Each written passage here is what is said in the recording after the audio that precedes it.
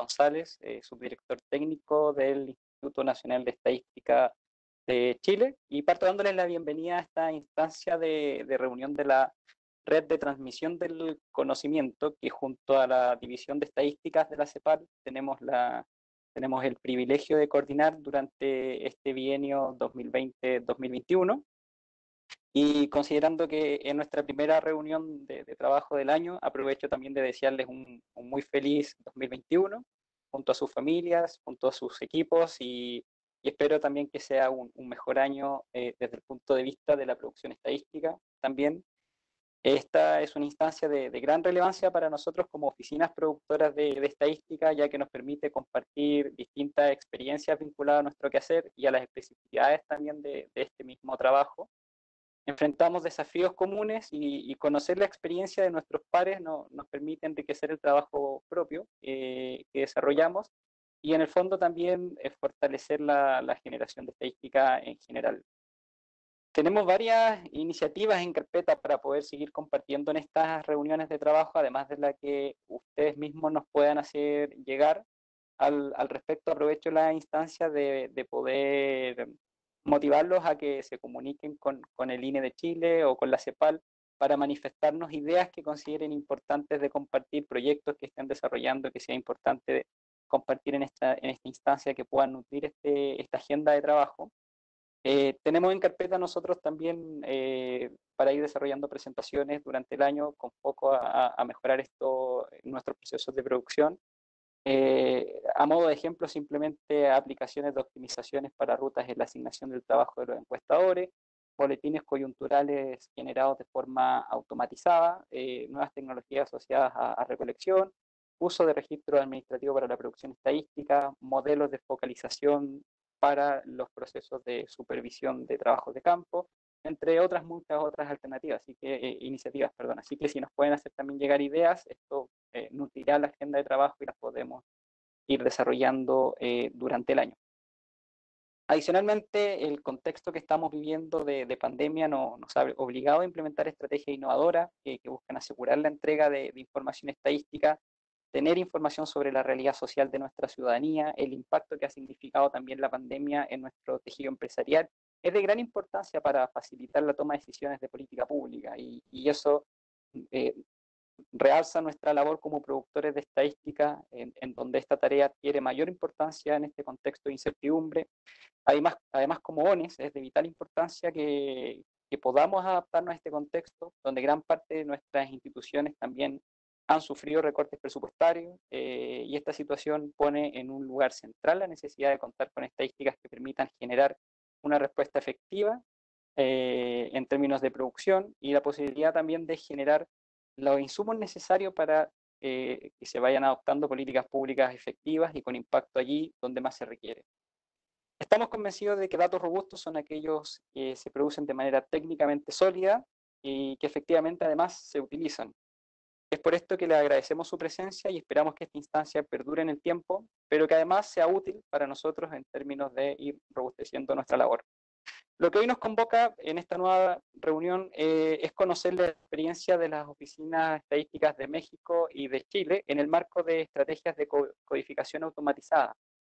Por parte del INEGI expondrá Edgar Bielma Orozco, quien es director general de estadísticas, y Jael Pérez, subdirector de estandarización y clasificación y estrategias de codificación. Ellos nos contarán sobre su experiencia de automatización en el Censo de Población y Vivienda para el proceso de imputación.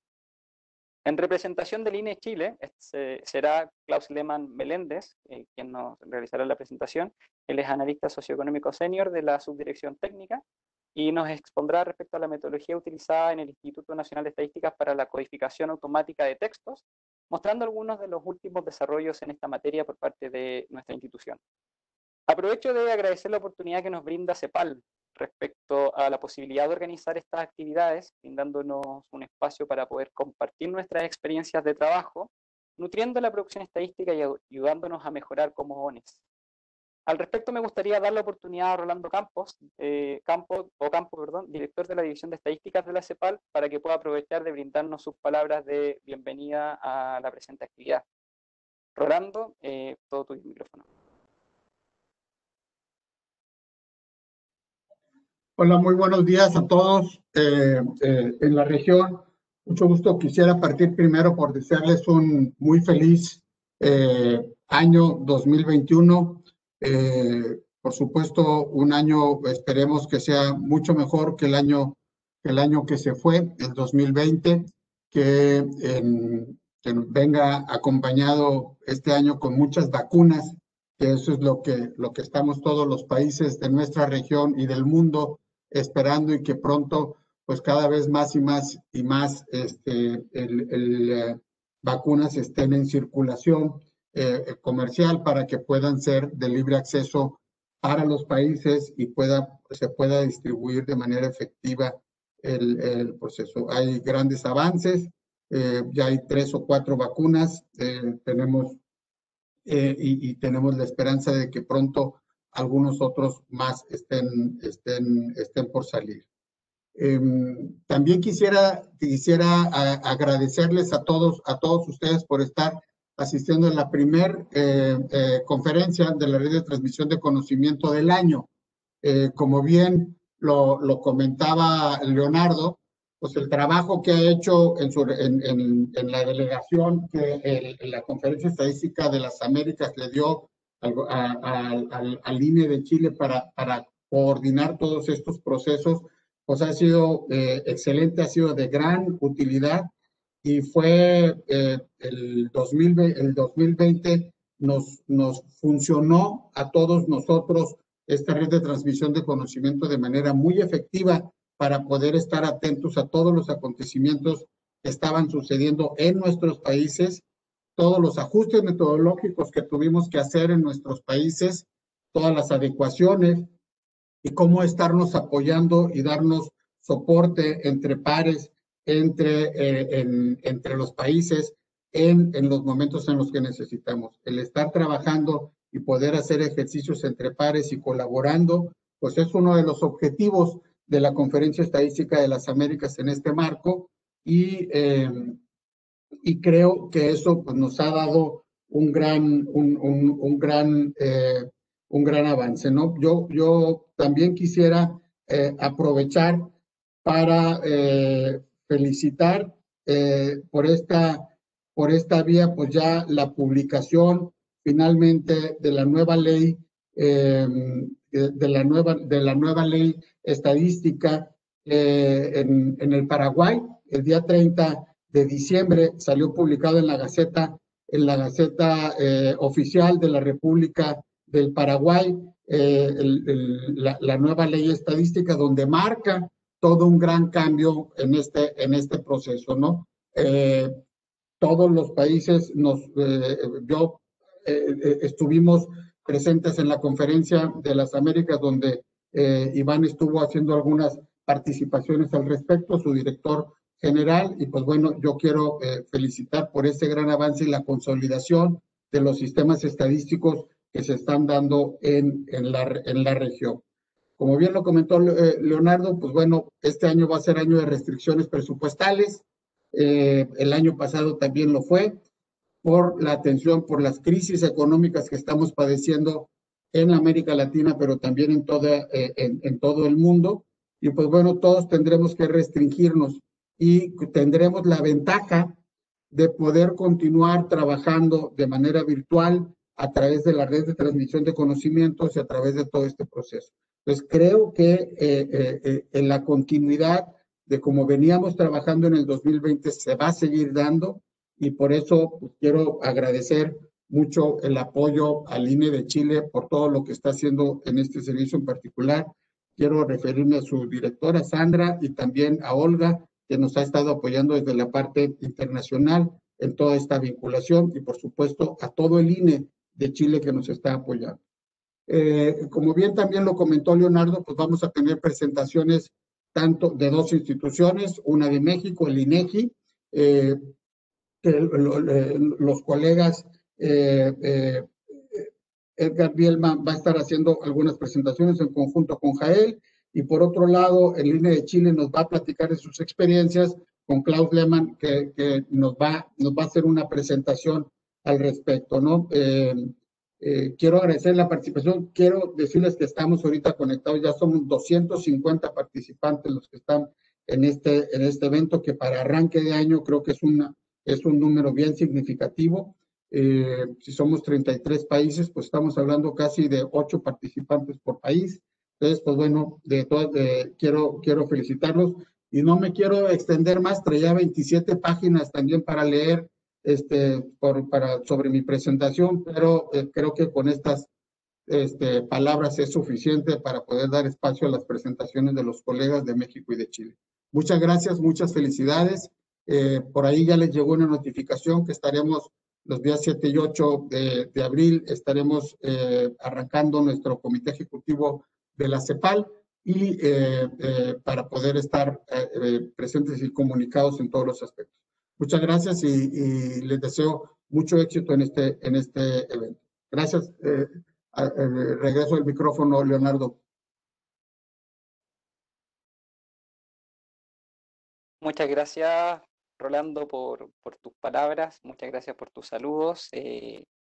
Aprovechamos también de sumarnos a las felicitaciones a nuestros colegas de Paraguay. Sin duda, una excelente noticia que robustece el sistema estadístico de la región. Y tal como decía Rolando, pandemia nos trae cosas malas, nos trae también elementos como este tipo de actividades que ha crecido su utilización, y eso también nos permite democratizar el acceso. Tenemos 250 personas conectadas, que eso en realidad es muy positivo desde el punto de vista de poder fomentar estas presentaciones, los desarrollos que los distintos países están generando, y eso también de forma más eficaz.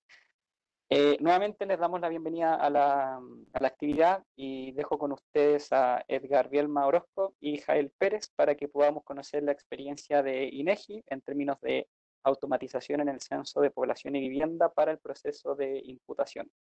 Así que, estimados colegas, el micrófono todo suyo. Muchas gracias, Leonardo. Es un gusto estar en esta comunidad y compartir nuestra experiencia. Como ya lo comentaba en el previo, pues estamos a punto de sacar el censo de población y vivienda, y sin duda parte de lo que permitió sacar con oportunidad a pesar de la pandemia este proyecto, pues fue precisamente la codificación y automatización de este tipo de procesos que nos permitió acelerar, insisto, toda la integración de la información.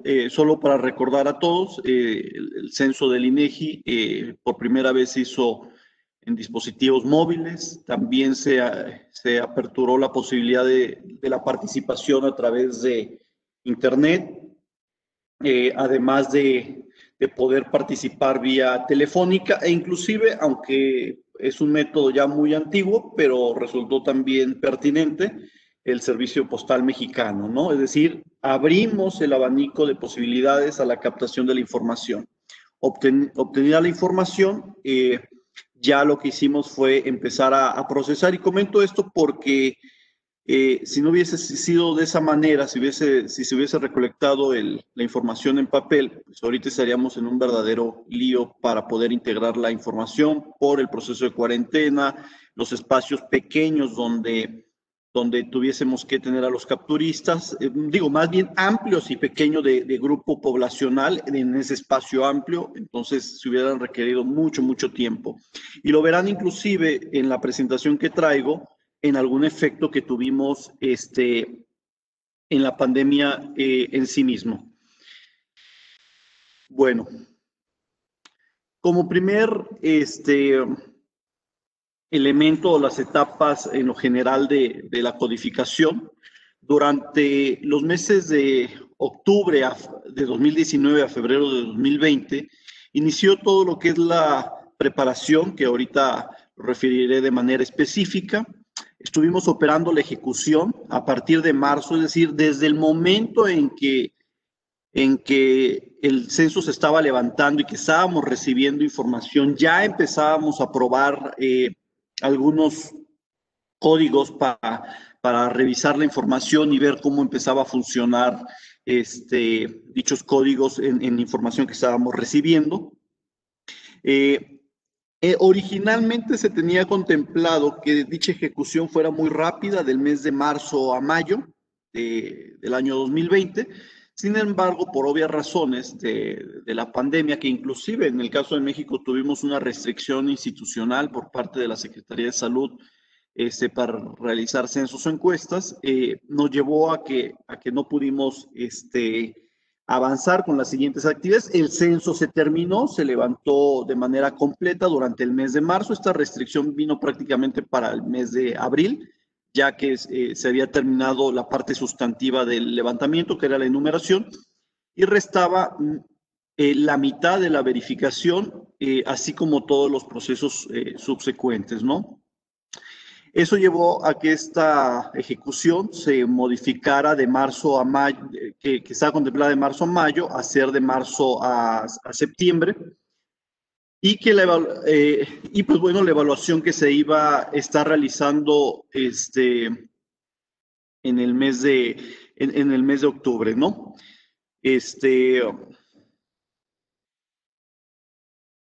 ¿En qué consistió ya las actividades concretas de preparación? Bueno, hicimos una revisión de antecedentes, un diseño de estrategias, una elaboración de materiales y actualización de clasificación, un desarrollo del sistema y, por último y fundamental, que yo he dicho que esa es la parte toral de cualquiera de estos procesos, ahora que estamos recurriendo a bastante tecnología, las pruebas. Desde las pruebas del aplicativo para la captación de la información, así como las pruebas para, sin duda, la codificación, entre otros procesos. Ya de manera específica, dentro de la revisión de antecedentes, pues se hizo una exhaustiva toma de conocimiento de experiencias previas, es decir, algoritmos, flujos, sistemas, resultados, la revisión del estado del arte. Dentro del diseño de la estrategia, por variable, se hizo el diseño de preprocesamiento, el diseño del algoritmo de codificación, en la elaboración de materiales y otra vez también por variable, se hizo los catálogos automáticos, las tablas de acceso, las tablas espaciales, los diccionarios de sinónimos, las reglas de congruencia, rangos válidos y unicidad, eso es muy importante. La actualización respecto a la actualización de clasificación y por clasificación, tuvimos reuniones con expertos, la adecuación de descripciones, incluyes y excluyes, la creación de nuevos grupos. Y dentro del desarrollo de sistemas, que fue también una de las tareas muy arduas por los requerimientos de sistema, la programación de algoritmos y el desarrollo de la interfaz. Finalmente, y la interfaz, por cierto, la veremos en un momento, al menos la primera carátula. Respecto a las pruebas, pues estuvieron las pruebas de codificación con información de censos anteriores. Esa parte fue muy importante. Siempre he dicho que la mejor forma de saber si está bien lo que estamos haciendo, pues tomemos lo del pasado y probémoslo ahí. Como ya conocemos su resultado final, pues no necesitamos esperar a tener el nuevo censo para probar algo. Siempre lo he dicho en mi equipo, tanto para encuestas como para censos, si es una encuesta, prueben el modelo en un ejercicio previo, compárenlo contra el siguiente o para series de tiempo y estimaciones, y pues ahí van a tener la respuesta, no necesitan esperar a que el futuro se vuelva presente, ¿no? Y esa fue la intención en esta ocasión, que todo esto que ya definí se probara en el censo anterior y que pudiéramos observar cuál era el rendimiento o la eficiencia de ya este proceso, ¿no? Y para terminar con la puesta a punto y liberación. Dentro del proceso ya de codificación se inició con la conformación de lotes, y para entonces iniciar con la primera y que es obvia y la más importante, que es la codificación automática. Se desarrolló la ejecución y esa ejecución evidentemente, como todo algoritmo, necesita pasar por una verificación de calidad, es decir, observar que verdaderamente esté haciendo lo que le estamos instruyendo. Por lo tanto, se generaron casos, se generaron muestras, muestral aleatorio simple, que eso fue también fundamental para tener la certeza del trabajo que se venía realizando. Después de asignar la muestra y codificar la muestra, se verificó la calidad y se integró a lo que es un conjunto de lote. Terminado este proceso de verificación y hasta donde fue posible el rendimiento de la codificación automática, siguió con la codificación asistida, esta codificación ya manual, en la cual tuvimos un equipo, la verdad es que muy eficiente, y es decir, con muy buen desempeño. Y en esta codificación automática, pues sin duda también requería de un proceso todavía más específico de supervisión o verificación del trabajo realizado, y por eso también se estuvieron haciendo muestreos tipo realizados en la industria, que es fundamental para la aceptación de un lote de producción y saber si se rechaza o no dicho lote, ¿no? Para ese escenario, igual lo mismo, se generaron casos, se asignó cargas, se codificó las cargas, se generó la muestra de carga, se codificó la muestra de carga, se hizo la revisión de no coincidencias.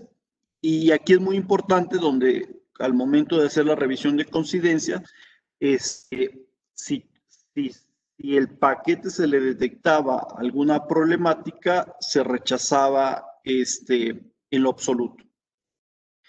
Pareciera muy drástico esta decisión, pero es parte de la calidad, de las normas de calidad que manejan ciertas líneas de producción que requieren de alto rendimiento, y para nosotros íbamos a ceñirnos al mayor estándar de calidad de alto rendimiento, y por lo tanto, en este caso, insisto, si salía que sí se rechazaba, volvíamos a hacer la asignación de carga para volver a codificar y seguir todo el proceso, volver a hacer una muestra aleatoria, volver a codificar esa muestra, hacer la revisión y verificar, ¿no? Si todo salía bien, se liberaba la carga y pasaba a ser parte de un lote, ¿no? Ese lote, y todos los lotes que se iban integrando, se verificaban rangos válidos de esos lotes, lo mismo que su unicidad, y ya después pasaba a ser parte esa cantidad de lotes, la sumatoria de esos lotes, pasaban a ser parte de la base integral, cuya base otra vez volvía a verificarse los rangos válidos y la unicidad, para que ahora ya no solamente estos conceptos fueran únicos del lote en revisión, sino de toda la base de datos, para por último terminar con la liberación de codificación. Solo como dar un ejemplo, la calidad de la codificación automática es diferenciada por variable y eso es obvio. Para algunas variables esta fue cercana al 99% y para variables como ocupación y actividad económica fue cercana al 91%, al máximo nivel de desagregación de clasificaciones. Y respecto a la calidad de la codificación asistida, se asegura con un muestreo de aceptación por lotes donde al menos el 90% de los registros son correctamente codificados. Ese, digamos, fue el resultado, ¿no? En la codificación automática se hizo uso de las estrategias de corrección de palabras, de lematización, evidentemente previo identificando todos aquellos resultados en los cuales no se necesita pasar por este proceso, porque la lectura es directa, pero también el truncamiento de palabras o steaming. Este fue el preproceso respecto a la ejecución de los algoritmos determinísticos de un if the next constraint or is equal to then, es decir, todo este diseño de formas particular para cada variable. Eso en la parte, digamos, de la codificación automática. En la asistida, pues se requirió de 357 personas para realizar este proceso, con la estructura que ustedes están viendo aquí presente, donde principalmente era un responsable de codificación, un supervisor de codificación, un verificador de codificación y el codificador en sí mismo. Distribuimos las cargas a diferentes oficinas regionales del territorio nacional. Ocupación de actividad que sabíamos que era la más compleja, se distribuyó en 4 oficinas: lugar de nacimiento, lugar de residencia, lugar de estudio, lugar de trabajo, origen de la migración y destino de la migración se destinó a otra oficina en particular. Y por último, el resto de las variables, inclusive las estuvimos trabajando en oficina sede. Este es lo que les comentaba, el sistema de codificación y la carátula. Aquí es lo que ve el menú del supervisor, desde la asignación de cargas, que eso es muy importante, dado que va a estar haciendo el proceso de reasignación de cargas dependiendo de la identificación de rechazos de los lotes. Está el menú del codificador, donde está desde la condición del censo, la codificación, el codificar, la consulta de las entidades país. Estas son las famosas claves que nosotros usamos tanto para religión, para ocupación, para sector económico, país, entidad o provincia, pues, para que se entienda. Y ya la carátula de la codificación asistida, qué es lo que estaba viendo nuestro codificador y cómo le llegaba la información. A grandes rasgos, aquí les muestro los resultados de dicha codificación. Tenemos, por ejemplo, el caso de la ocupación, donde la parte automática representó el 60, casi 70%. Esto representó la parte asistida, dando un total de calidad global del 93.31. Y por otro lado tenemos casos, por ejemplo, de religión, donde fue muy eficiente con la codificación automática, con 99.3, perdón. Otras cifras también como lengua indígena, donde alcanzó un 98.4, o en el otro extremo, ya mencioné la de ocupación, que fue de las de mayor reto, pero también causa de la migración representó otro gran reto dentro de la codificación automática. Pero si ustedes observan, hay muchos niveles de más del 90%, en el resultado de dicha codificación automática, ¿no? Eso sería cuanto a la experiencia de México. Jael, si cierras con algunos comentarios ya específicos.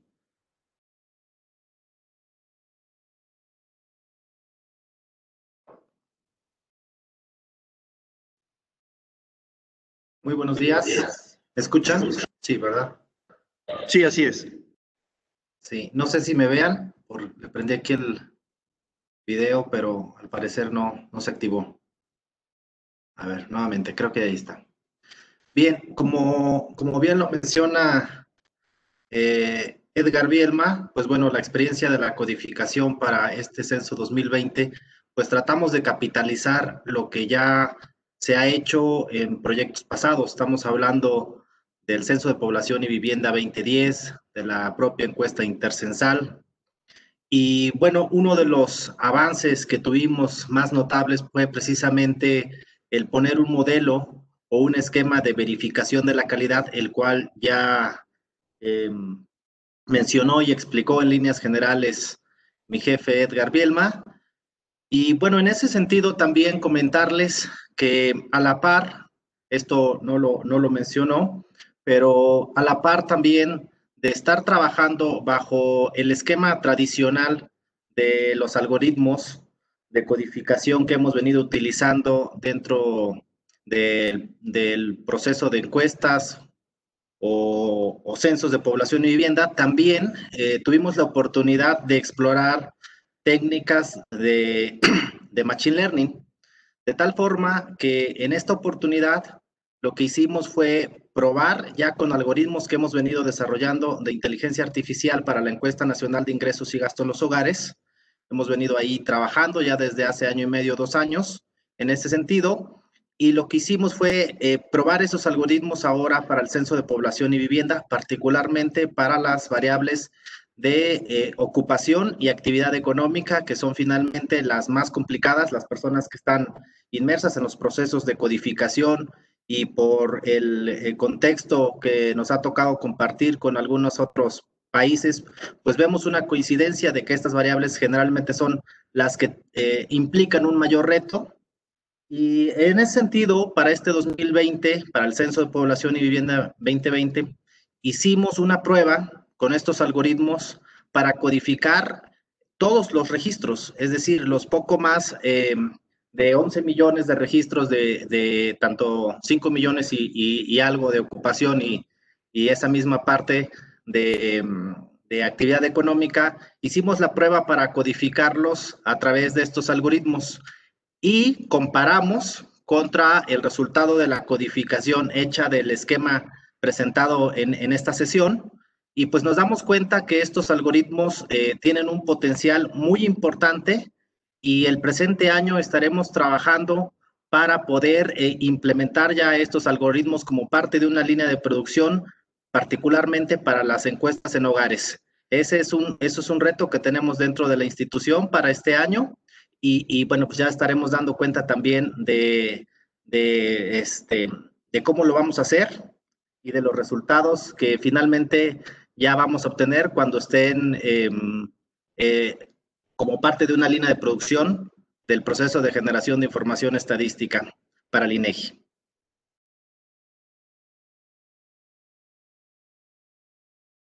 Y bueno, por mi parte sería todo. Muchas gracias, Jael. Pues eso sería cuanto de parte nuestra y quedaremos atentos a las dudas y comentarios. Gracias.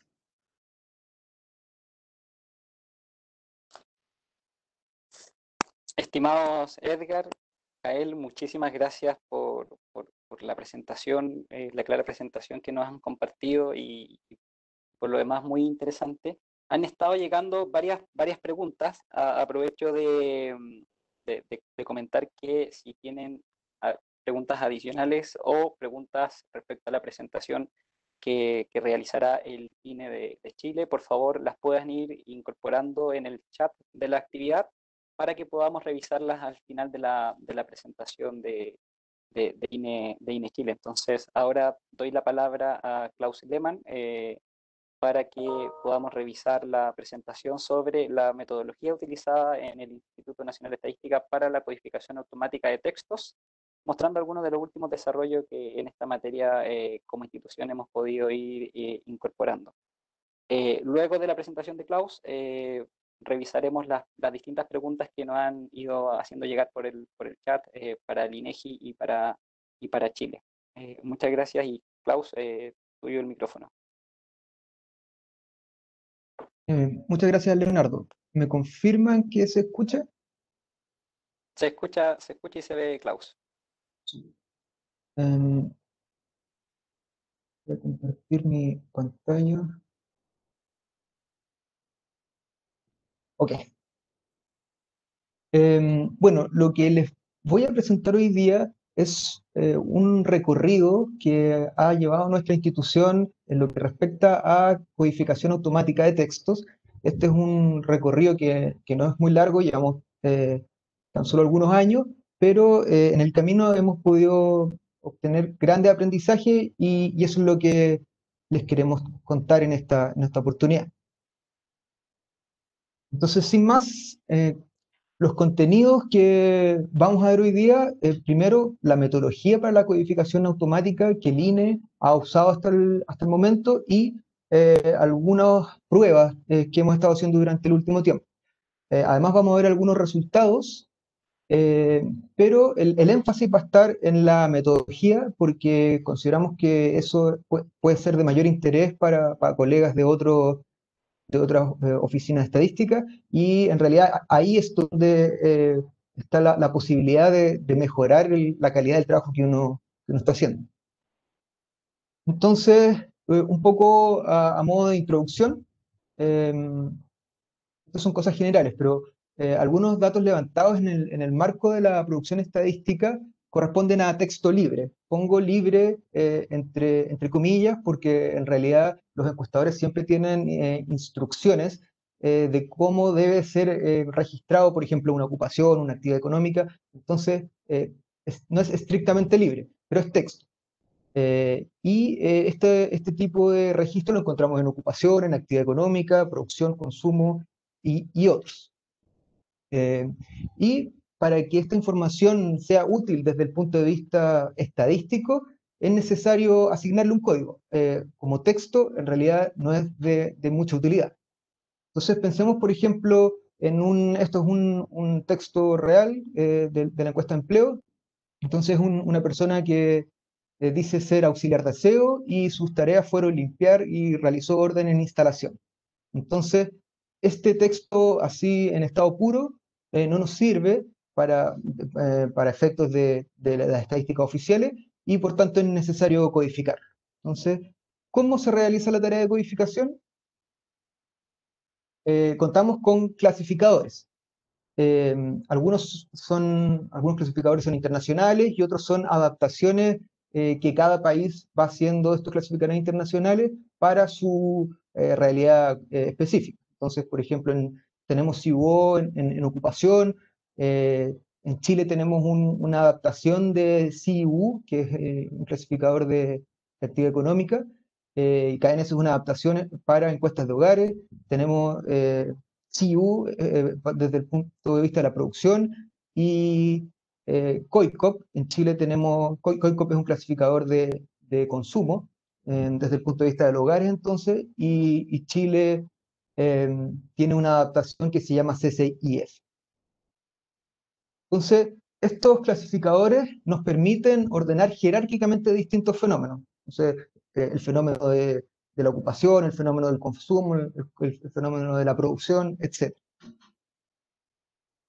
Entonces, volvamos a pensar en el texto que teníamos originalmente: auxiliar de aseo, limpió y realizó orden en instalaciones.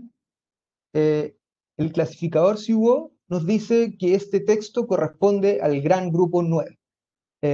Entonces, un analista entrenado que conoce las características del clasificador va a saber que este texto libre que le llegó tiene que ser codificado en el gran grupo 9. Entonces, históricamente, esta tarea ha sido intensiva en trabajo manual, y veíamos recién en la presentación anterior que varias oficinas estadísticas están transitando hacia metodologías que disminuyen el trabajo manual y aumentan el trabajo automático. Entonces, cuando uno mira como el panorama general y cuáles son las alternativas a las que recurren las distintas oficinas estadísticas, uno se encuentra más o menos con tres tipos de estrategia para abordar este problema. En primer lugar está la codificación completamente manual, que es la que se ha usado toda la vida y que conocemos más o menos bien. En segundo lugar hay una clasificación, un método que es de codificación automática. Y finalmente hay un método que es una suerte de híbrido, que es la codificación manual asistida. Nosotros, naturalmente, porque estamos en una presentación de codificación automática, nos vamos a centrar en esto, pero me gustaría señalar que dentro del mundo de la codificación automática hay distintas estrategias, y uno puede distinguir al menos dos grandes grupos. Posiblemente hay más, pero uno podría clasificar todos los métodos en dos grandes grupos. El método por reglas y el método de aprendizaje de máquinas o machine learning. Nosotros en esta presentación nos vamos a enfocar en el método de machine learning, pero me interesa mucho poner sobre relieve que el método por reglas es útil para ciertos casos, por ejemplo, cuando no contamos con datos de entrenamiento o cuando se han producido reestructuraciones muy grandes en un clasificador, el método por reglas puede ser de gran utilidad. Entonces, ¿en qué consiste este método? Acá el analista, basado en la estructura de un clasificador, debe generar a priori las reglas. Entonces, permítanme mostrarles un ejemplo para que esto se entienda mejor. Por ejemplo, si nosotros encontramos la cadena de caracteres auxiliar de aseo y limpió, vamos a usar el código 91. U otro ejemplo, si es que nosotros encontramos la cadena de caracteres obrero, agrícola, vamos a usar el código 92, siempre, sin ninguna ambigüedad, no hay aquí ningún modelo probabilístico detrás que genere esta clasificación.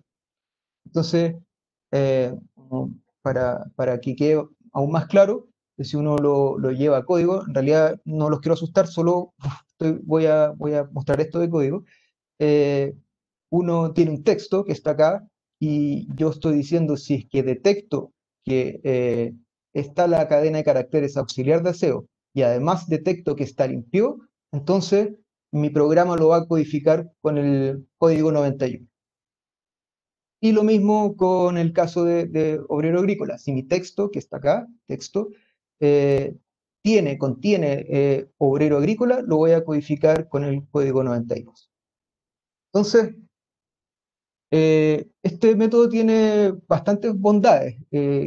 Las más importantes, primero, que permite implementar exactamente los criterios del clasificador. Es decir, yo conozco las reglas, o sea, conozco la estructura de mi clasificador, ya sea CU, KNs o el que fuere, y las materializo en un código. Entonces, no hay posibilidad de ambigüedad. Yo voy a saber cada vez que me llega un texto que dice auxiliar de aseo, lo voy a codificar con el código 91. Pero un gran problema es que requiere de una gran cantidad de trabajo en la elaboración de las reglas. Ustedes podrán imaginarse que los fenómenos que nosotros estudiamos tienen una gran diversidad, entonces es muy difícil, muy costoso generar reglas para cada una de las posibles formas de registro que nos lleguen. Entonces, eso es un punto que hay que tener en consideración. Y asociado con esto, con lo anterior que decía, es que es muy costoso llegar a la totalidad de los casos. Nosotros sabemos que existen ciertos fenómenos en donde, por ejemplo, es más prevalente una categoría. Entonces uno puede fácilmente generar reglas para esa categoría que es más prevalente. Pero sin embargo, para poder codificar usando este método los fenómenos que son menos prevalentes, me va a obligar a generar cada vez más y más reglas. Entonces es muy costoso llegar a la totalidad de los casos, por no decir imposible. Entonces, bueno, eso era a modo de paréntesis porque me parece muy importante poner sobre relieve este método que en general no aparece mucho cuando uno hace búsquedas de papers en Internet. Eh, pero, como les decía, cuando uno no cuenta con datos de entrenamiento, es decir, con datos hacia atrás, que me permitan entrenar un algoritmo, que es lo que vamos a ver ahora, o cuando un clasificador ha tenido reestructuraciones muy grandes, este método puede ser de gran utilidad. Entonces, en el método de Machine Learning, en lugar de que el analista genere las reglas, dejamos que un algoritmo las aprenda por nosotros a partir de los datos. Entonces, ¿qué significa esto? Quizás puede sonar un poco críptico, pero en realidad es bastante sencillo. Acá tenemos en este diagrama estos engranajes que representan nuestro algoritmo y tenemos datos. Entonces, si yo a mi algoritmo le muestro datos, es decir, le muestro ejemplos, puedo generar algún aprendizaje. Entonces, cuando yo hablo de datos, ¿qué estoy diciendo específicamente? Estoy diciendo que en el pasado nosotros hemos codificado de manera manual muchos textos. Entonces, por ejemplo, pensemos en la primera fila de esta pequeña tabla. Es una persona que dice ser ingeniero de proyectos informáticos, cuyas tareas son monitoreo de proyectos, los revisa, los avanza. Bueno, hay algunos errores de escritura porque esto es texto libre. Y sabemos que es el código 25. Y así nosotros podemos entregarle muchos ejemplos a nuestro algoritmo y, y de alguna manera, bueno, los algoritmos están diseñados para aprender reglas, entonces yo le entrego muchos ejemplos y mi algoritmo va a aprender cuáles son las reglas sin necesidad de que yo se las diga explícitamente. Entonces, si tenemos una cantidad razonable de ejemplos, es posible que nuestro algoritmo aprenda las reglas de clasificación. Digo, es posible porque tienen que cumplirse algunos supuestos que voy a comentar en algunas láminas más adelante. Entonces, una vez que mi algoritmo aprendió las reglas de clasificación, lo que yo puedo hacer es entregarle datos nuevos. Entonces, bueno, esta tabla es la misma que le estaba mostrando en la lámina anterior, pero creo que sirve para el ejemplo. Entonces, yo recibo textos nuevos que necesito codificar. Entonces, tenemos un ingeniero de proyectos informáticos, pero no tengo su código. Pero mi algoritmo sabe cuál es el código que le tiene que asignar. Entonces podemos predecir la etiqueta para datos nuevos. Ahora bien, ¿qué pasa si los datos nuevos no se parecen a los datos que yo usé para entrenar? Esto es una pregunta que alguien se podría estar planteando en este momento. Es una pregunta central, pero permítanme dejarla planteada porque la voy a abordar hacia el final de la presentación. Pero esto es una pregunta crucial. Entonces, ya conocemos cuál es el esquema general de la codificación vía Machine Learning, entonces permítanme hablar sobre algunos detalles. Entonces, como veíamos en la presentación anterior, tenemos una primera etapa de preprocesamiento. Entonces recibimos glosas originales que vienen de dispositivos móviles o de papel. Eh, entonces removemos signos de puntuación, convertimos a minúsculas, removemos palabras que tienen poco significado, que en inglés se les llama stop words. Esto es un procedimiento bastante estándar, entonces no voy a ahondar mucho en ello. Pero a modo de ejemplo, en la izquierda nosotros tenemos cómo llega un texto original, es decir, esta letra mayúscula, hay paréntesis, y luego cómo queda después de este preprocesamiento. Entonces está todo en minúscula, no hay paréntesis, si ustedes se fijan, acá dice hay una D, que es una palabra que no tiene mucho significado y acá no está, etc. Entonces este es un primer paso.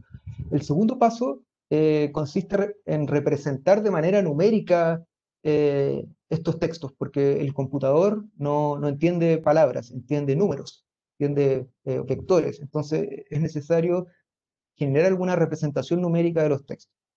Y para ello existen dos enfoques que en la actualidad son más o menos canónicos, que por un lado están todas las variantes del método de bolsa de palabras, en donde TF y DF es el método más usado, y por otro lado está el enfoque de Word Embeddings, que es algo que es un poco más nuevo y que nosotros hemos estado probando durante el último tiempo. Entonces, el esquema TF y DF, lamentablemente no voy a poder entrar en los detalles porque me faltaría tiempo, pero en términos generales, este enfoque lo que hace es para representar, eh, un texto, yo puedo tener en consideración las palabras que están contenidas en él. Entonces, si una palabra se repite mucho dentro de una glosa, va a ser importante para ese texto, para describir ese texto. Por ejemplo, si alguien dice que construye edificios, construye casas, construye puentes, entonces la palabra construye aporta mucho significado para entender ese texto.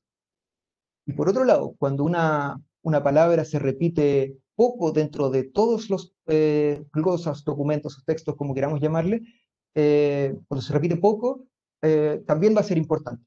Entonces, o uno lo puede plantear al contrario, una palabra que aparece en todos los textos, o en la mayoría de ellos, va a ser poco relevante porque no me permite discriminar entre uno y otro. Por ejemplo, si yo no removiera las preposiciones o palabras que tienen poco significado, por ejemplo, la palabra de o la palabra y. Estas serían palabras que valen poco, tienen una poca ponderación porque están prácticamente presentes en todos los textos. Entonces, una vez que uno ejecuta este procedimiento, lo que uno obtiene es una representación de vectores para cada uno de los textos que yo necesito clasificar.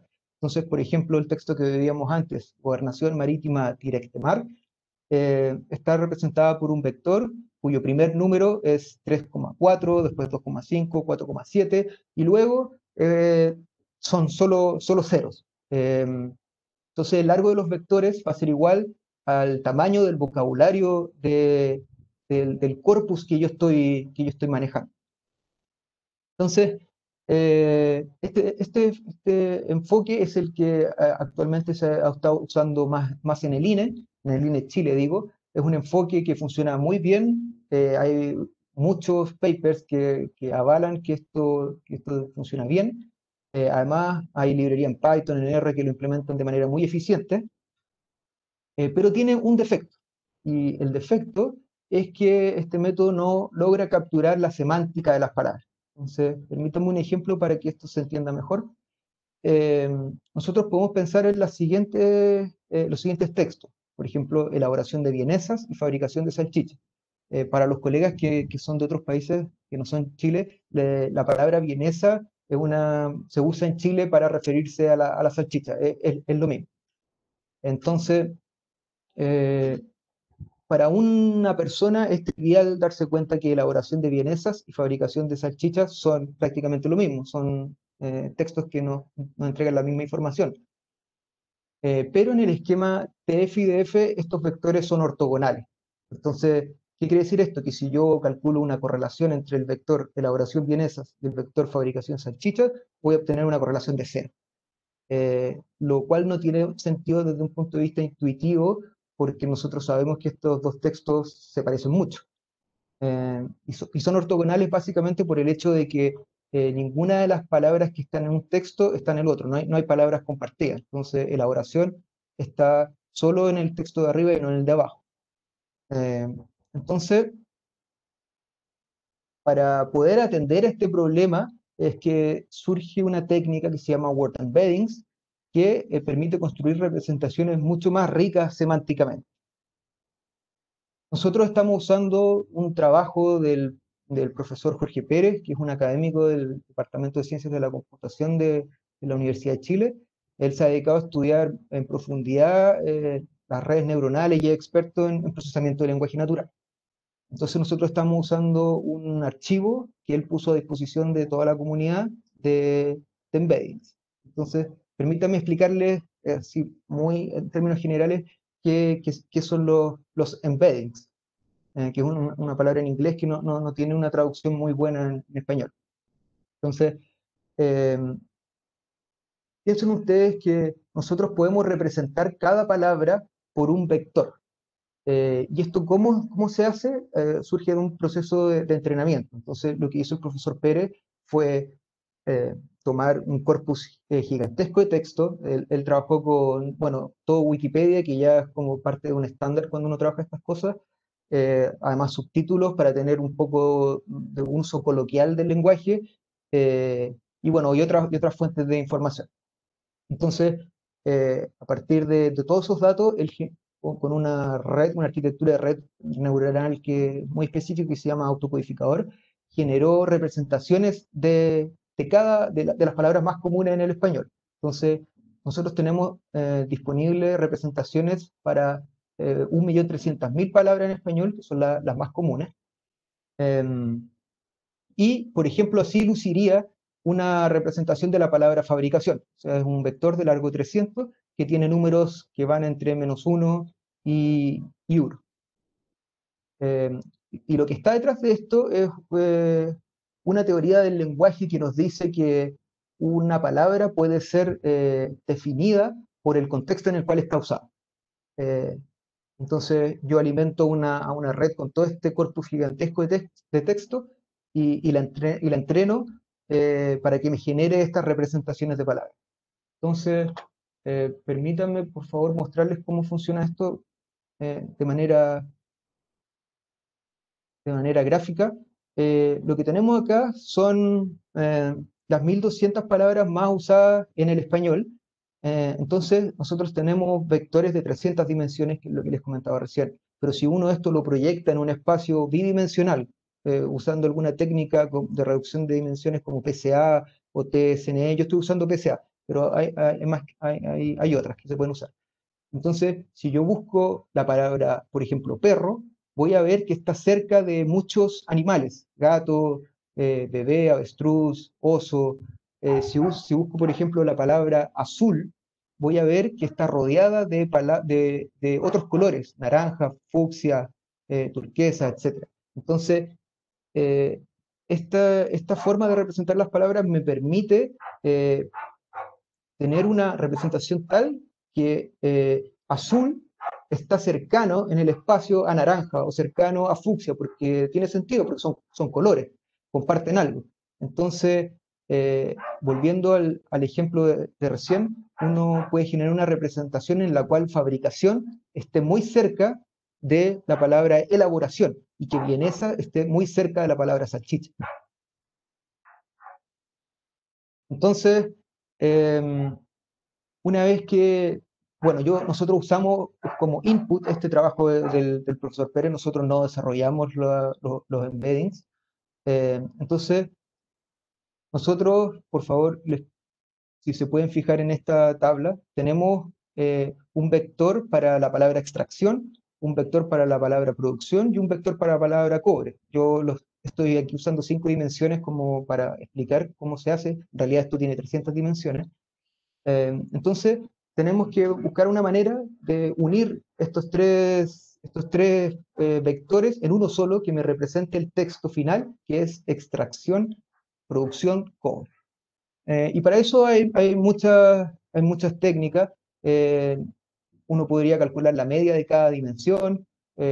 Uno puede usar un esquema de media ponderada por TF-IDF, pero nosotros lo que estamos usando y lo que nos ha funcionado mejor es tomar el mínimo y el máximo de cada una de estas dimensiones, de modo de generar finalmente un vector para cada texto de 600 dimensiones.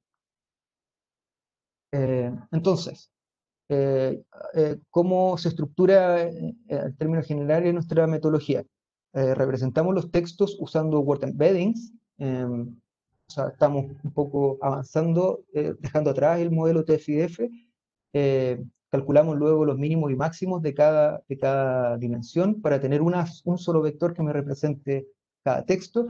Y luego usamos el algoritmo XGBoost o red neuronal.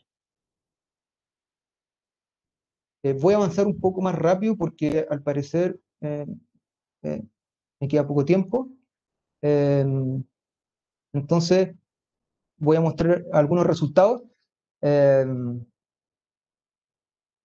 Lo que me interesa mostrar de esta lámina es que, a ver, les pido por favor si se pueden fijar en la barra que es de color amarillo o verde. Entonces, lo que estamos haciendo acá es usar el enfoque TF-IDF y usar un algoritmo que se llama XGBoost.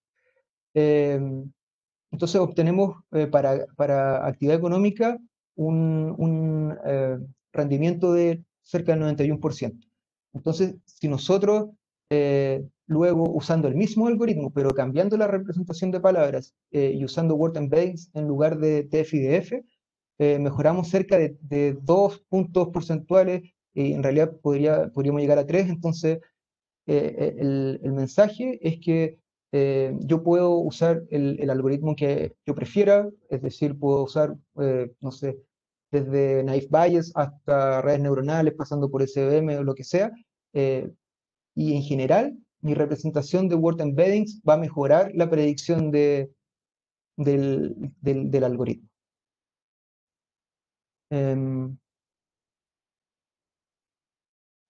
Voy a pasar un poco rápido por esto. Entonces, estos son los resultados el clasificador CCIF. Es un clasificador que tiene más de 1000 categorías. Entonces, nuestro acierto inicial usando un método muy parecido al que les comenté recién era de 92,7%. Entonces, lo que nos planteamos es cómo podemos mejorar estos resultados. Entonces, la idea fue codificar los registros difíciles a mano y dejarle los fáciles a mi algoritmo. Entonces, trabajar con una estrategia mixta que sea parte automática y parte manual. Entonces, la pregunta que uno se tiene que hacer es, ¿cómo puedo elegir qué registros debo codificar manualmente? O sea, es decir, ¿cómo puedo separar los registros fáciles de los difíciles? Entonces, uno puede hacer un experimento y rankear los registros de mayor a menor dificultad usando la probabilidad asignada que me devuelve mi algoritmo, elegir un punto de corte, luego codificamos automáticamente solo lo que está sobre el punto de corte, es decir, los registros que son más fáciles, y calcular un error. Entonces, en este gráfico lo que estamos viendo es, por un lado, el porcentaje de registros codificados manualmente y por otro el porcentaje de error.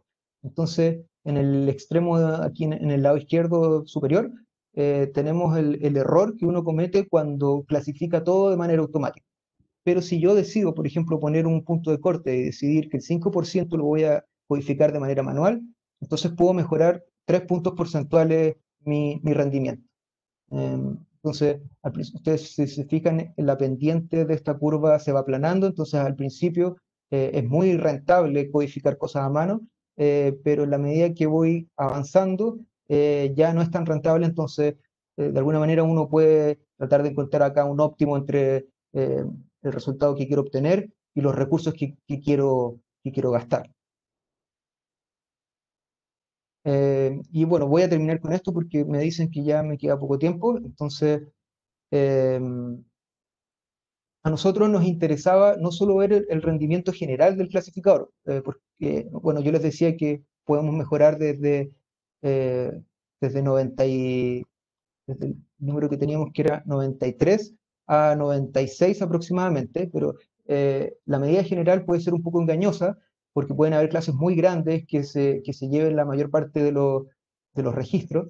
Eh, entonces nos interesaba ver qué ocurre a nivel de categoría, de clase. Entonces, CCIF tiene más de 1000 clases y lo que hicimos acá fue separarlo a nivel más desagregado. Entonces tenemos todas las divisiones de consumo de la COICO o CCIF, que es nuestra versión chilena.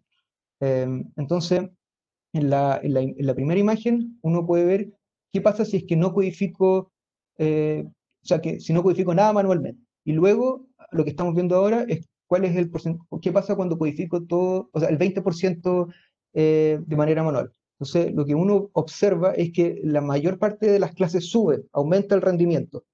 Eh, entonces, esto es una señal de que no solo estamos aumentando a nivel general, sino que a través de todas las clases, de todas las categorías, estamos mejorando el rendimiento, introduciendo un poco de codificación manual.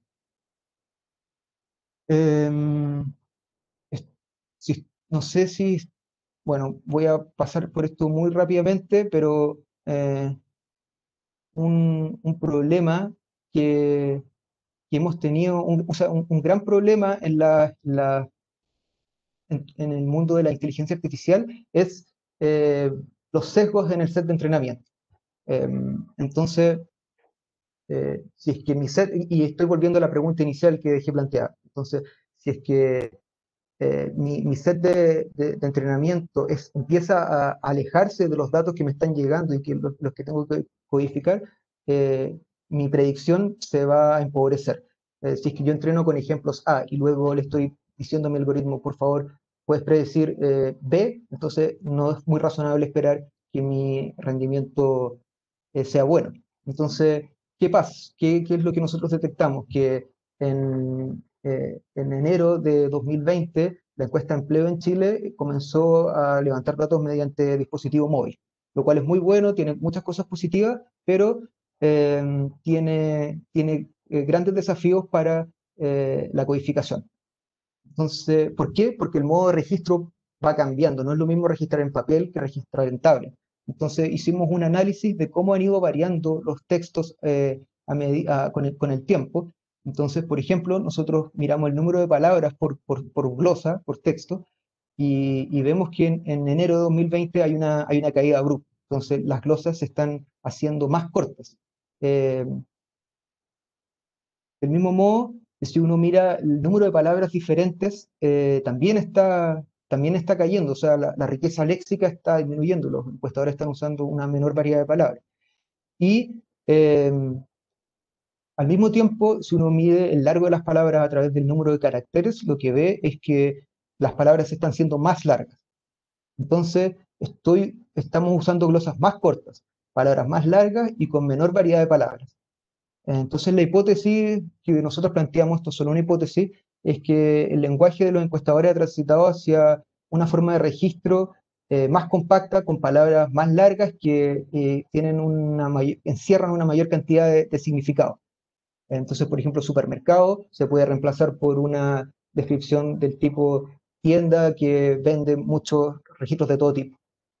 Entonces, en principio, esto no es bueno ni malo, porque el lenguaje es dinámico, pero tenemos que implementar técnicas flexibles que se ajusten a esta realidad. Eh, y bueno, justamente Word Embeddings, al poder capturar la semántica de las palabras y poder generar sinónimos, nos permite hacerle frente a al modo de este cambio en el modo de registro que están teniendo los encuestadores en el trabajo de campo. Entonces, a modo de conclusión, eh, existe espacio para implementar nuevas mejoras en el proceso. Es muy importante, esto es una reflexión que hemos tenido en el último tiempo, que es muy importante monitorear las transformaciones en el modo de registro. Eh, es muy importante asimismo actualizar periódicamente los datos de entrenamiento. Nosotros sabemos que están surgiendo siempre nuevas ocupaciones, el mercado del trabajo es dinámico, antes no teníamos, por ejemplo, la ocupación de chopper y ahora sí la tenemos, entonces nuestros set de entrenamiento tienen que ir actualizándose conforme la realidad que queremos estudiar va cambiando. Y eh, es muy razonable, y eso también lo veíamos en la presentación anterior, combinar una estrategia mixta que implique, por un lado, codificación automática y que ojalá permita clasificar la mayor cantidad de registros y que un remanente de códigos que son un poco más difíciles, de registros que son un poco más difíciles, se los dejemos a codificadores entrenados para esa tarea. Y finalmente señalar que en nuestra institución actualmente hay un equipo que se está haciendo cargo de estas tareas, que es el proyecto estratégico de servicios compartidos. Bueno, eso tenía para comentarles y disculpen que me haya extendido un poco más de lo presupuestado.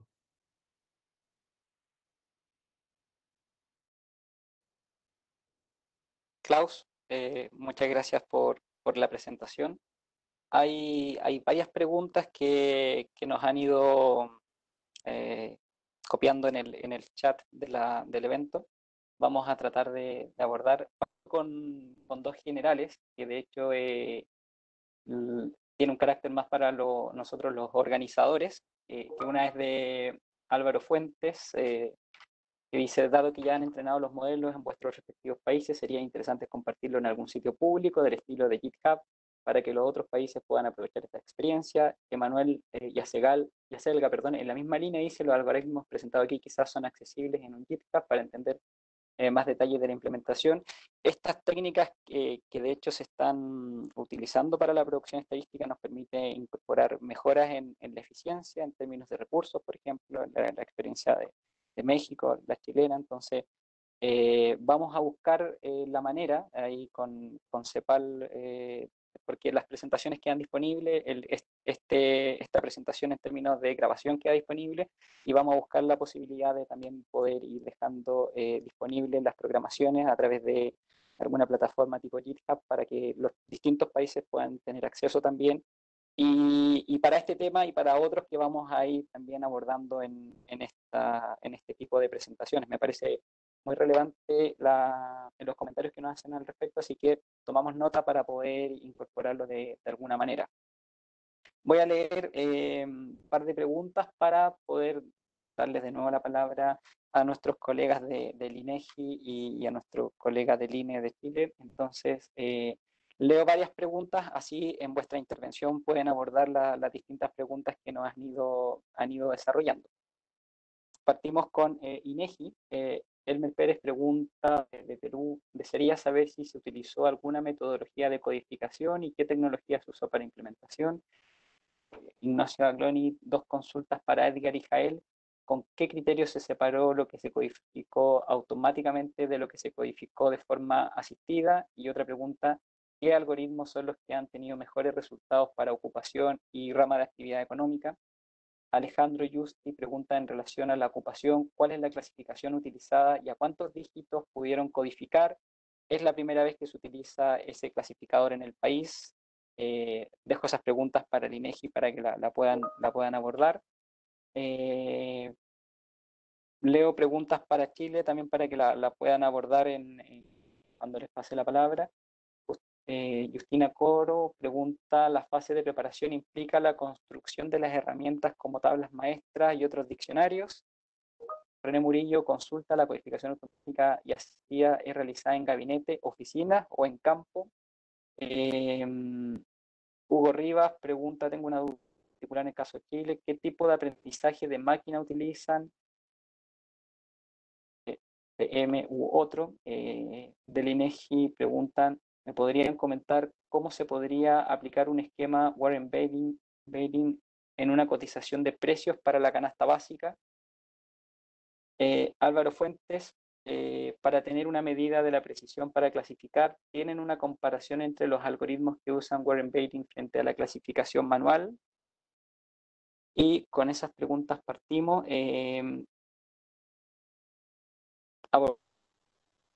Algo más de tiempo podemos seguir abordando algunas preguntas más que nos han ido a llegar. Paso la palabra a Edgar y a Jael para que por favor puedan abordar parte de estas consultas que nos fueron desarrollando. Muchas gracias, Leonardo.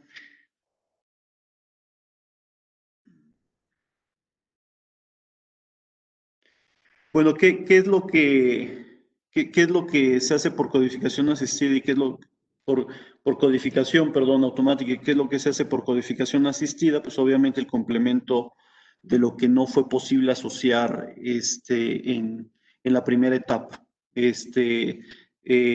Evidentemente hay un corrimiento de catálogos, hay un resultado, hay una evaluación, aquello que quedó satisfactoriamente, como ya lo comentaba, con los lotes de revisión. Ese es el paquete que queda bajo codificación automática y el resto pues ya se opera bajo codificación asistida. También había una pregunta aunque no tenía que ver con esto, pero como lo mencioné, la parte de telefonía e internet, lo único que puedo comentar es que como era la misma plataforma en dispositivos móviles que en el llenado vía web y telefónico, pues no había ningún problema de integración. Eso desde el origen, el aplicativo estaba diseñado de esa manera y por lo tanto no generaba ningún problema o choques y duplicidad. Respecto a la parte de cómo fue que operamos y si bajo reglas, bajo Machine Learning, puedo decir que y creo que ya lo explicaba bastante bien Klaus, dependiendo de la variable es la mejor estrategia que podemos utilizar. Hay unas, como por ejemplo en nuestro caso, para la variable de religión, que bajo el método de regla, pues ya obtenemos rendimientos bastante buenos, no era necesario complicarnos la vida. Y sin embargo, por ejemplo, para la variable de ocupación, pues ahí sí tuvimos que recurrir, de hecho, a las dos, tanto a regla como a Machine Learning, con la finalidad de inclusive cotejar. Nos servía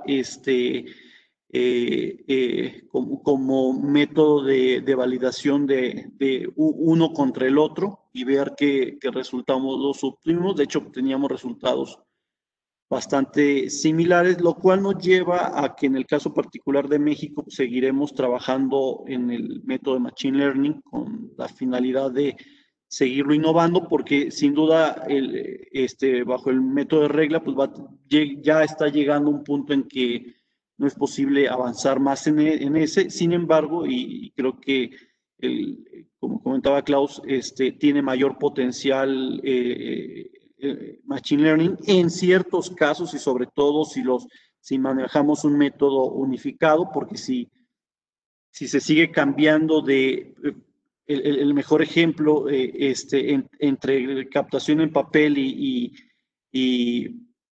dispositivo móvil, que es obvio lo que comentaba Klaus, pues no es lo mismo escribir y que tienes una gran cantidad en tu muñeca de habilidad para expresión de los términos que te va refiriendo la persona, a lo que a veces puede ser medianamente lento en un dispositivo con el teclado, y que de hecho eso ha provocado que nos pase en nuestros sistemas de comunicación tipo WhatsApp, Telegram, entre otros.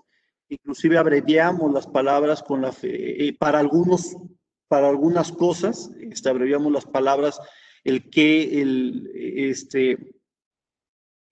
con la finalidad de captar la idea lo más pronto posible, ¿no? Es decir, el tema de Machine Learning pues, necesitará de que contemos con mayor información bajo ese mismo método, para que nuestros sistemas que vayan aprendan sobre el método en concreto que ya empieza a descargar información. No es lo mismo, insisto, y por eso quisimos ser muy mesurados en esta ocasión, porque no era lo mismo lo que se captaba en papel para el censo de 2010 y en lo que lo probamos, y como evidentemente sabíamos que iba a ser la transición tecnológica y que iba a provocar que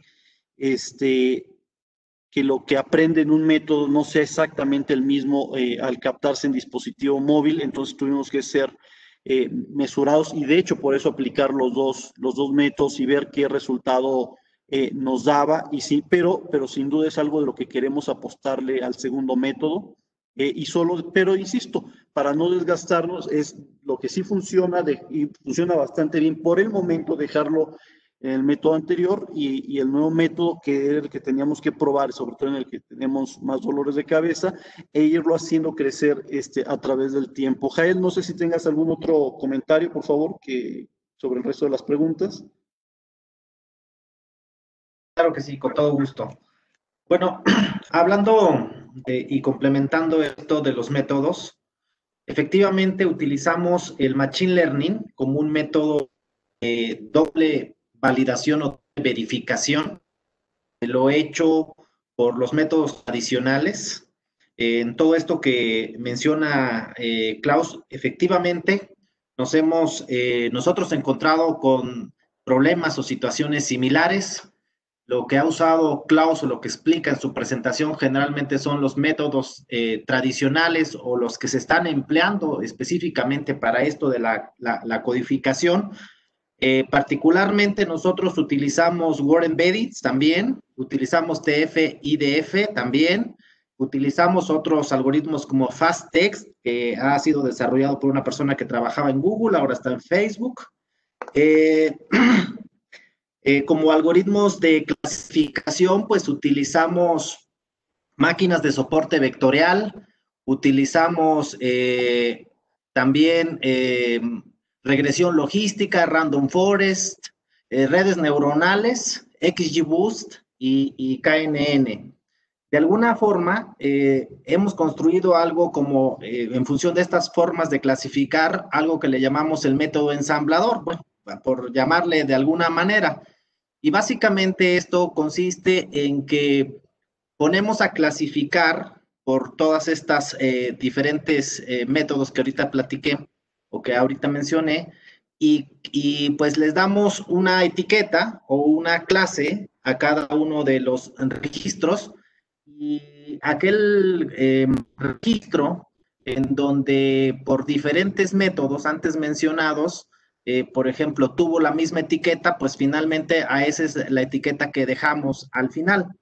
De igual forma, hacemos unos puntos de corte nosotros a través de todo esto, lo trabajamos en Python, todo lo que se refiere a los métodos de Machine Learning, y a partir de Python también sacamos algo, o las mismas librerías te dan ahí una medida de certidumbre, y nosotros hicimos varios ejercicios de dónde es apropiado cortar o considerar como válida cierta etiqueta asignada por el método de Machine Learning. Vimos que era a partir de 0.7, nosotros hemos estado utilizando esa medida de certidumbre a partir de, es decir, aquellos registros con una medida de certidumbre arriba de 0.7 los consideramos como correctamente clasificados y les dejamos esa etiqueta. Vemos que cuando utilizamos esta etiqueta, después hay que validar el hecho de que el método de Machine Learning te asigne una clase o una etiqueta a un registro que lo clasifique, no quiere decir que necesariamente está bien. Tiene que entrar también, de alguna forma, un mecanismo de verificación de la calidad. Y hemos estado haciendo ejercicios y nos damos cuenta que cuando utilizamos esa medida de certidumbre por arriba de 0.7, que nos dan las mismas librerías de Python, generalmente los registros correctamente clasificados se van arriba del 96%. Entonces, esto es muy, muy importante. Ahora, otra cosa muy importante también en el trabajo de la clasificación por medio de métodos de Machine Learning es contar con una base de datos que se le llama en la literatura como ground truth. Es decir, una base de datos que esté correctamente codificada a partir del cual los algoritmos aprendan. En este ejercicio, para el 2020, pues tenemos una cantidad de registros para todas las variables inmensa y hemos puesto como objetivo construir una base de datos con estas características ground truth a partir de la base de datos del Censo de Población y Vivienda 2020, y para de ello poner a entrenar todos nuestros algoritmos a partir de esta gran base de datos que consolidemos.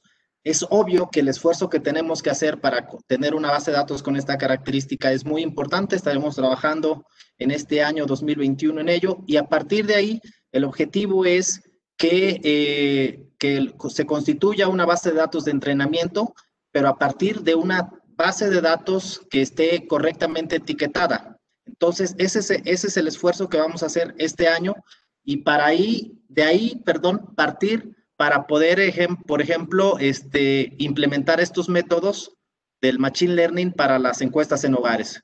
Y yo creo que eso es un reto muy importante y que veo que muchas oficinas de estadística en el mundo pues están abordando en este momento, ¿no?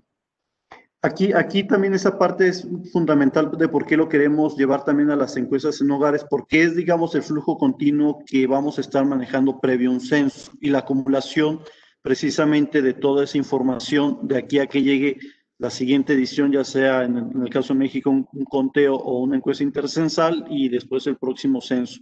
Entonces, para nosotros, y además como también esas encuestas ya se están captando en dispositivos móviles, pues es parte de lo que tendremos que seguir avanzando de aprendizaje en esta próxima década. Muchas gracias.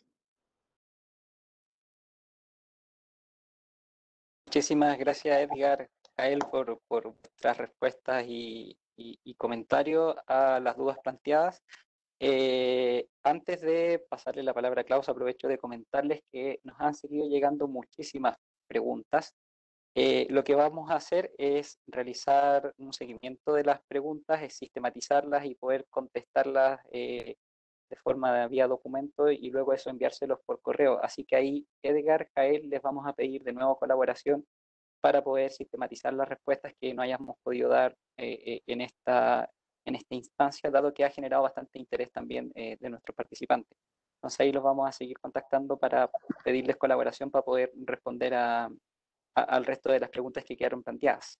De acuerdo, Leo, y de hecho era lo que estaba viendo, por la cantidad de preguntas creo que era más eficiente dar los puntos generales aquí y ya irse al detalle en un documento. Así que totalmente de acuerdo. Perfecto, muchísimas gracias. Así que así haremos, Edgar. Klaus, adelante con los comentarios respecto a los puntos que fueron consultados. Gracias, Leo. Lo primero que quería mencionar es que lo que dice Jael es fundamental. contar con una base de entrenamiento, como él decía, el ground truth, que es mi verdad, que en el fondo es a lo que yo le creo y que me sirve luego para predecir nuevos datos. Entonces, es fundamental tener una base de datos de entrenamiento lo más limpia posible, de una muy alta calidad. Y, y justamente, yo no lo alcancé a explicar porque me faltó tiempo, pero uno de los trabajos que estamos haciendo ahora en nuestra unidad, en el proyecto estratégico, es generar una base de entrenamiento que contenga solo registros de dispositivos móviles, porque sabemos que tiene una característica especial y también sabemos que la institución está transitando hacia el uso de dispositivos móviles y entonces necesitamos adecuarnos a esa nueva realidad.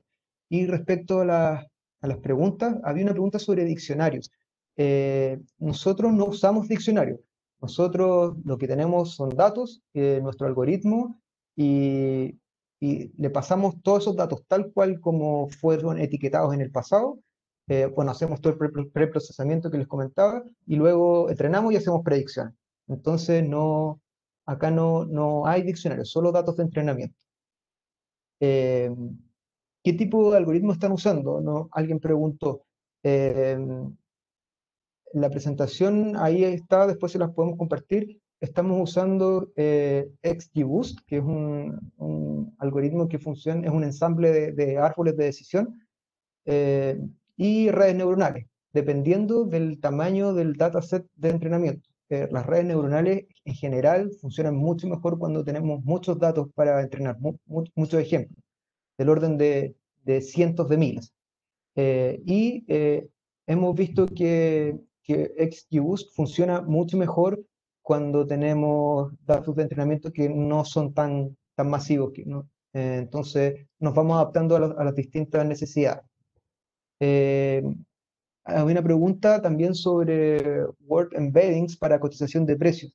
Realmente no sé qué es lo que habrá tenido en mente ahí el colega con la pregunta, pero nosotros podemos usar Word Embeddings siempre que tengamos datos de texto. Si tenemos datos de texto y queremos generar una representación de ellos que considere la semántica de las palabras, entonces podemos usar Word Embeddings. El único problema que tiene este método es que estamos restringidos al vocabulario que está en el archivo de Word Embeddings. En nuestro caso, yo les decía que estamos usando un archivo que tiene 1.300.000 palabras, que son las más comunes en español. Entonces, si es que una palabra que está en mi corpus no aparece en el archivo de embeddings que estoy usando, que en el fondo es mi diccionario de palabras, por llamarlo de alguna manera, eh, entonces no voy a poder tener una representación para esa palabra. Entonces, ahí, bueno, hay detalles, pero si es que yo tengo un texto compuesto de 10 palabras y solo una no está en mi archivo de embeddings, entonces no es realmente un problema. Pero si es que la mitad o más de la mitad no las encuentro en mi archivo de embeddings, eso es un problema, pero también hay formas de solucionarlo. Y había una pregunta sobre la comprobación de la codificación automática. Eh, Efectivamente, tampoco esto lo puedo explicar tan bien en la presentación, pero la prueba de cualquier algoritmo es hacer predicciones sobre datos que nunca he visto. Si es que yo hago predicciones sobre los datos con los que entrené, no voy a tener una medida sesgada del rendimiento de mi algoritmo. Entonces, lo que nosotros hicimos fue usar datos de una auditoría que se le hace a la encuesta de empleo frecuentemente, que son de abril del 2020. Entonces, tenemos ahí 1.200 registros que fueron clasificados a mano por un equipo de analistas expertos. Entonces, confiamos en que esos datos están bien codificados y comparamos el rendimiento de nuestra red neuronal entrenada. Y los resultados fueron los que veíamos en el gráfico que está en la presentación, como cerca de 93% cuando usamos Word Embeddings. Y eso creo que son las preguntas que yo anoté al menos.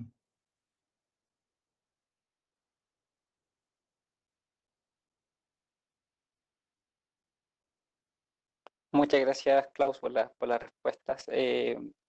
Quedan, como les comentaba, bastantes preguntas que iremos sistematizando y, como decíamos anteriormente, las vamos a responder en un documento para poder complementar esta presentación. Nos pasamos un poquito, dada la hora, las 1:05, vamos a cerrar el evento. Junto con ello queríamos agradecerles a todos y a todas la asistencia. Tuvimos una alta asistencia a este evento y seguiremos realizando este tipo de actividades que como instituciones productoras de estadística nos permite compartir ciertos elementos y problemáticas que son comunes a nuestro quehacer y que son bastante particulares. Y ahí al respecto, como ONES, nos entendemos muy bien respecto a los problemas y desafíos que enfrentamos. Así que seguiremos trabajando. Aprovecho de recordarles que estamos abiertos, digamos, a poder recibir propuestas para poder ir integrando en este set de presentaciones de la red de transmisión del conocimiento. Así que también aprovecho de agradecer nuevamente a CEPAL la instancia que nos permite generar esta iniciativa que sea perdurable en el tiempo, y nos quedamos con la tarea de revisar la posibilidad de poner a disposición un GitHub o alguna alternativa similar para entregarles las programaciones, ver si podemos hacer llegar ese material y las preguntas sistematizadas que no pudimos abordar en esta presentación. Así que tengan un muy buen día, muy buen resto de día y muchas gracias por estar aquí con nosotros.